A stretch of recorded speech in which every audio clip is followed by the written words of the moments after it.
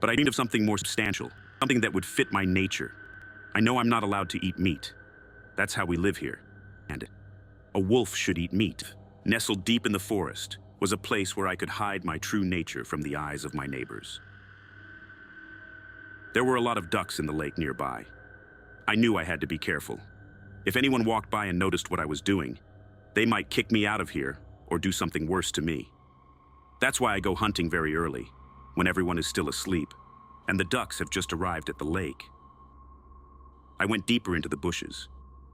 I waited, and finally I saw a duck. The duck came out of the lake, and I jumped on it. When I got to the cave, the duck was still moving in my mouth, bleeding. Back in my cave, I started butchering the duck. The air was filled with the smell of fresh meat, which I had already forgotten in this vegetarian world. I worked fast. I need to hurry. I shouldn't have been caught doing this. There are no feathers left on the duck. The skin was torn in places. The internal organs have already been extracted.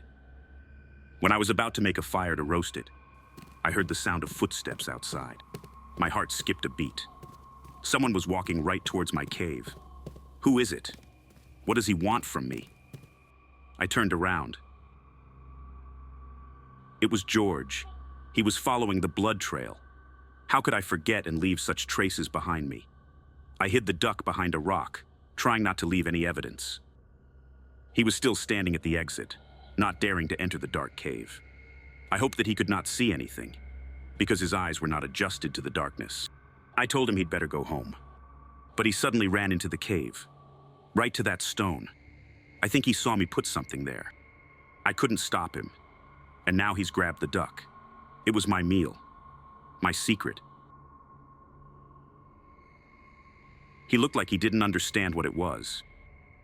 I tried to keep my cool and told him it was just a toy I found in the woods. I think it worked and he believed it. But what if it doesn't? And he will tell everyone.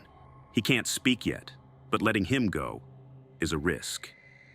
I thought about killing George. I thought about the tender pork that was in front of me. I've never eaten pork. I could end it all right here. I'll hide his remains well, and no one will find him. No one will know the secret. But then, George! I heard the distant call of his parents. Their screams echoed through the forest, snapping me out of my fantasies. If they find me with George dead, it could end very badly.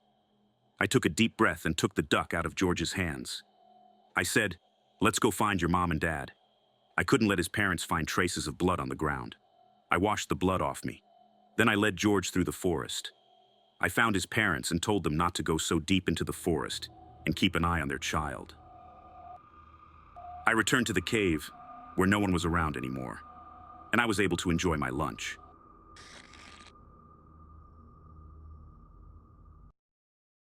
Mom, this is the game I just